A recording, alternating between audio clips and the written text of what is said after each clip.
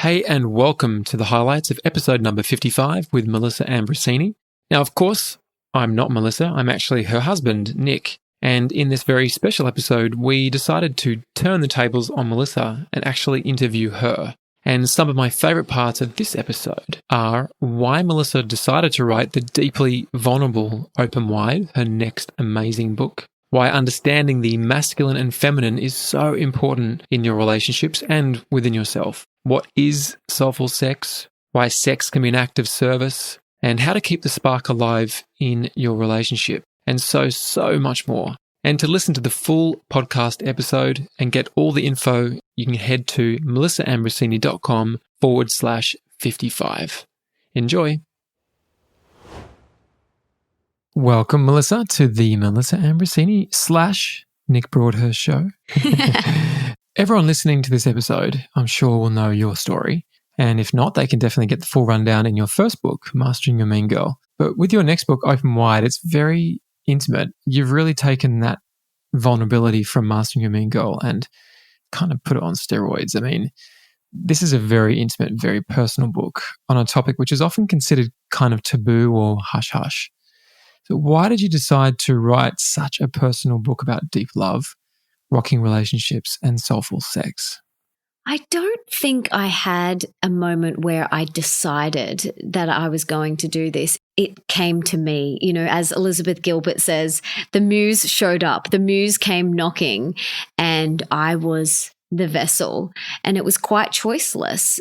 The week before Mastering Your Mean Girl came out, I had a few nights where I woke up in the middle of the night because, I'm very vulnerable and I'm very open, wide. I don't know how to be any other way. And this is what we're here for. And if I want to write a book about vulnerability and being open, then I've got to practice what I preach. And that is being totally authentic and vulnerable in my writing and in my work, because vulnerability breeds intimacy and connection.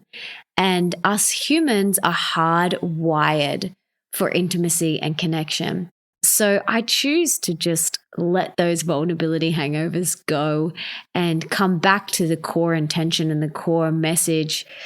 And that is to inspire people to open wide and to inspire people with my words.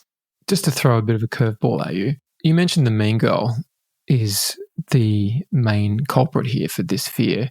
But do you think that that fear actually could be a sign that you're on the right path? Because sometimes when something scares the crap out of you, it could mean that you're actually doing your soul's work.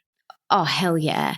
Absolutely. I think if anything doesn't scare you just a little bit, then it can tell you a lot about that experience or that situation. For me, walking out on stage, speaking to thousands of people, yeah, I feel a little bit nervous.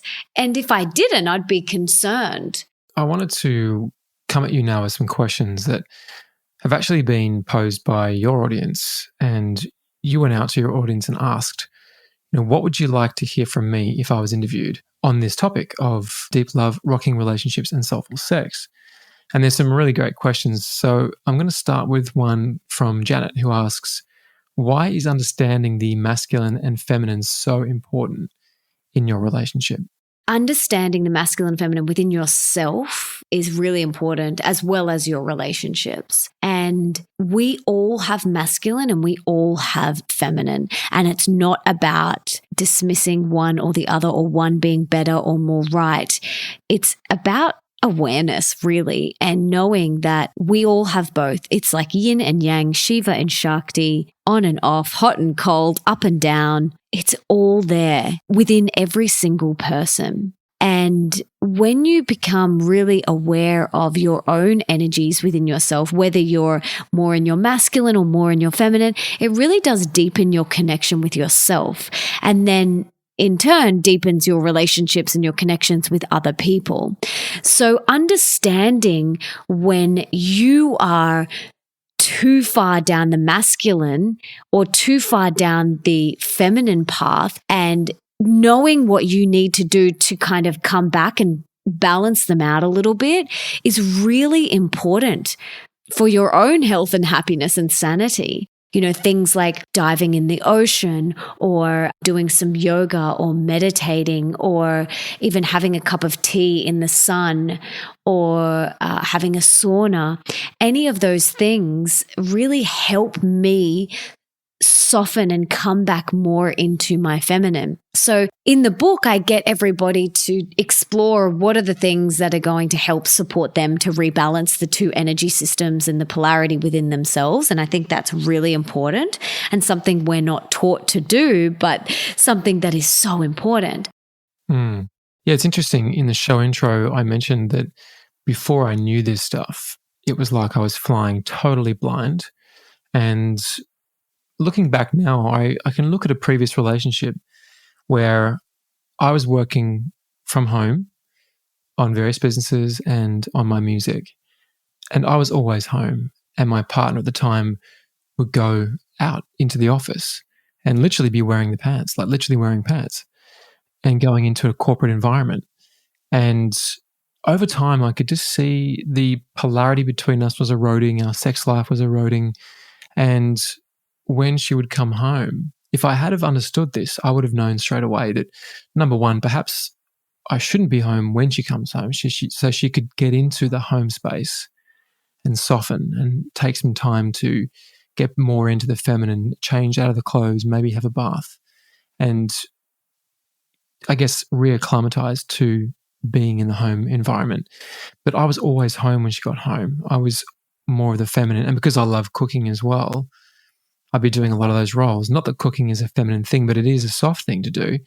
And I was always doing the cooking. So I just didn't understand these really simple rules. And I can see now certainly, that lack of understanding completely eroded the polarity between us and eroded our sex life. And it's been pivotal for me to be able to see this playing out.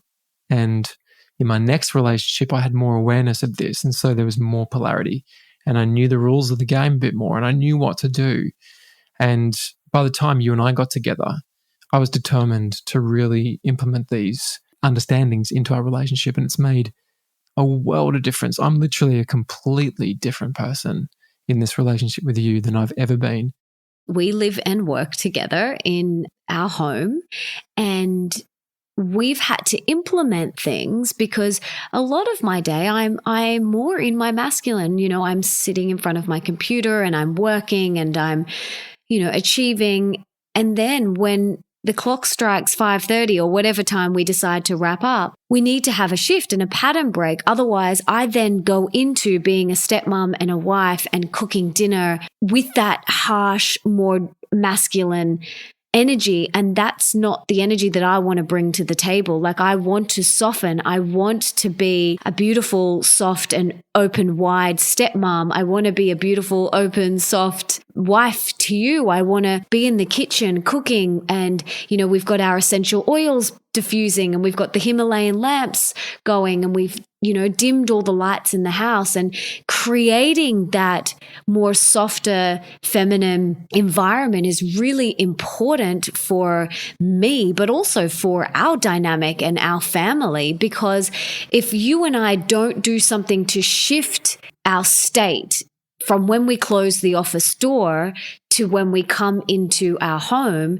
then we will take that feeling, that masculine feeling, into our evening. And it's sometimes not very pleasant. We want to be soft with Leo. We want to be open. We want to play. We want to, play games after dinner and really be love with him. And so having some sort of pattern break is what we call them, is really important. And usually we do that by going for a walk or diving in the ocean or meditating. There's so many things you can do.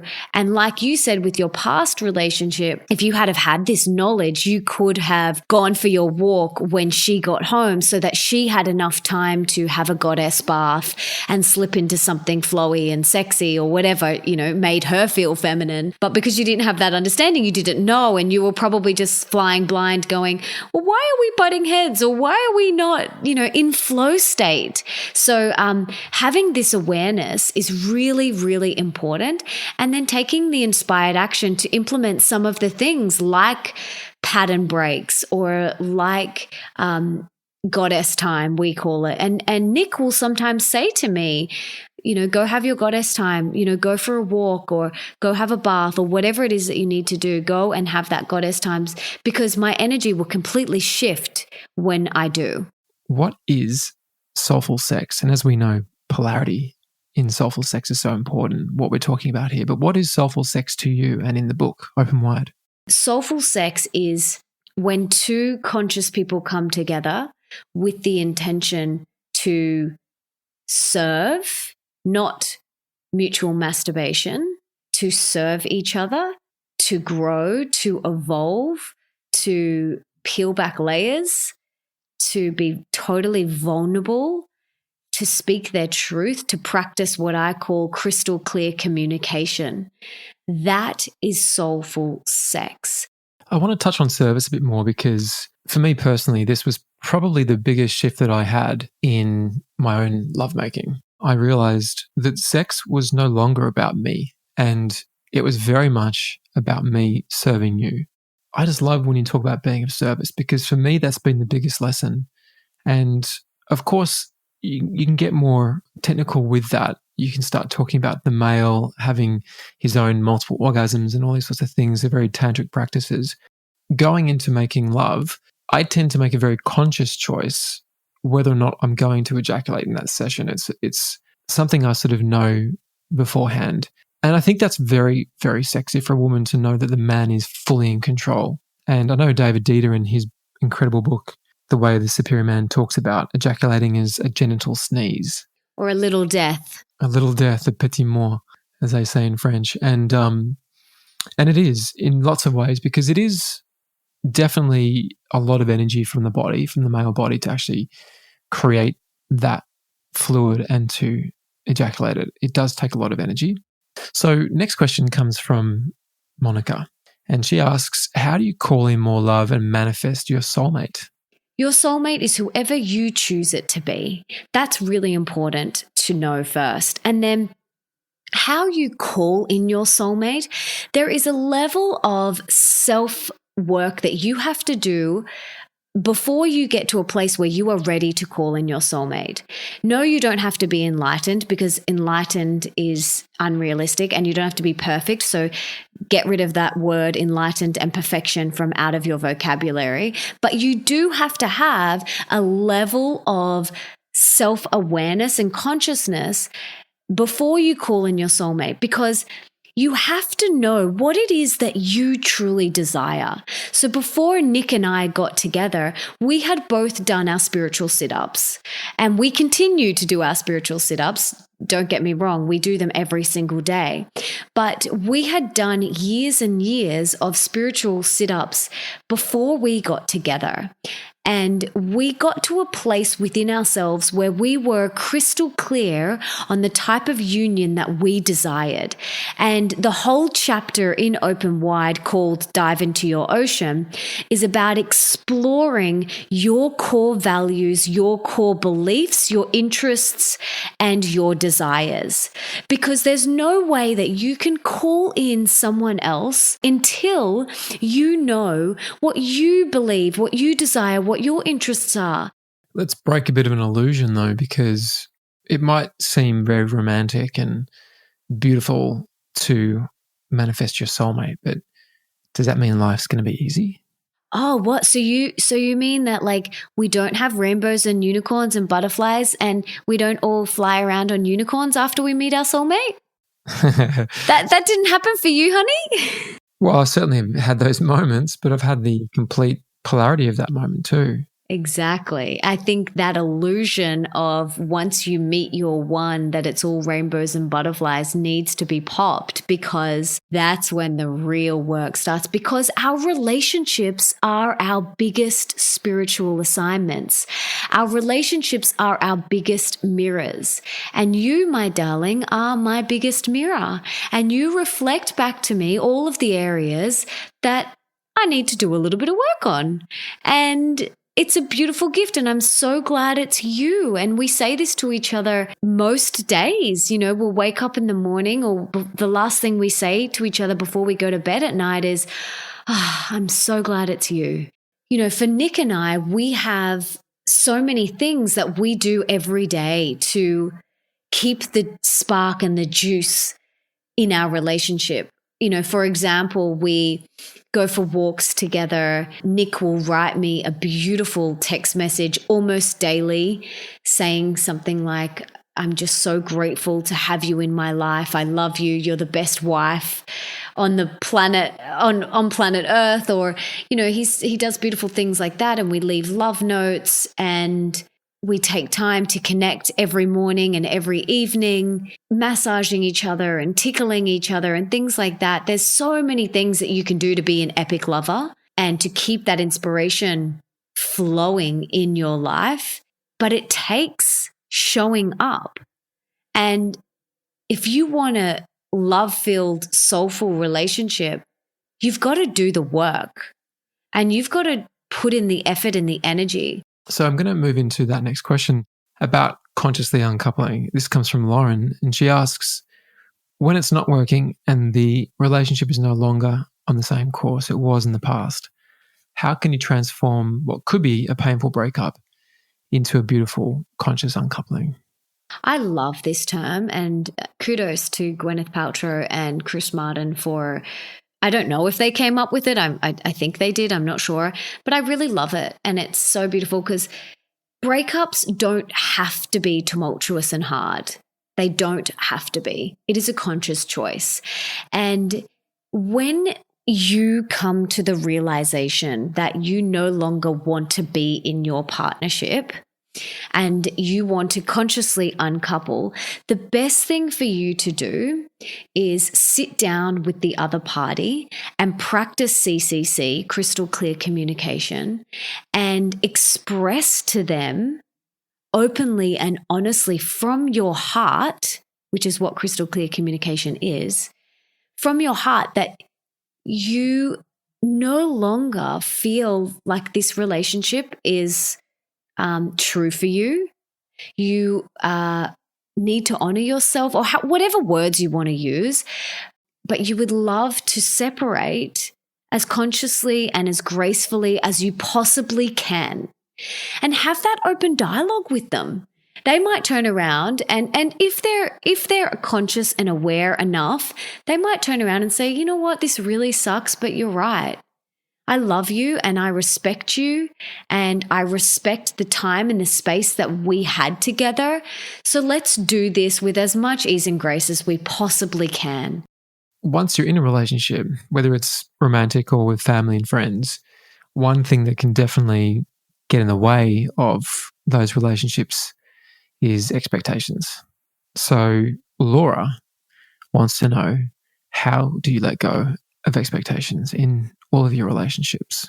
Expectations ruin relationships. And if you want the quickest route to ruin any relationship, just place expectations on them. Most people enter relationships with an Excel spreadsheet of expectations. And like I said, that is the quickest way to ruin your relationships. Of course, you can have desires and preferences, and you can have healthy boundaries within yourself. And we go into all the boundary stuff in Open Wide. Having the awareness is really important, and opening wide to the possibility of life without expectations, because it is so much more joyful and rich and adventurous when there is no expectations. I mean, there's a feeling behind expectations, isn't there? If you need to figure out whether something is an expectation or a boundary, do you think a nice little technique would be just to kind of stop and tune in to the feeling of what it is? And generally, this is my experience anyway, an expectation always feels kind of icky, almost like that cortisol-y feeling. It feels really uncomfortable and it's contracting, whereas there's a boundary around something that's expansive. So by just sort of going inwards and tuning in to whether it's contracting or expanding, that could be a nice little way of determining that, right? Yes, exactly. And a lot of expectations are coming from that place of fear. Now, I'd like to go into another question which comes from V. And V asks how to make new soulful sister connections and how to be a good friend and maintain relationships. I think it's important because we've spoken a lot about romantic relationships, but what if you just want more community and more soul sisters or brothers in your life? What do you do? I really do invest a lot of time and energy and love into my soul sisters. And how I do that is I be the friend that I desire. So I be the person that I desire to have in my life. And I think you got to show up first. So if I want a friendship that is supportive and loving and nurturing and authentic, then I've got to be supportive, loving, nurturing, and authentic. And I've got to show up.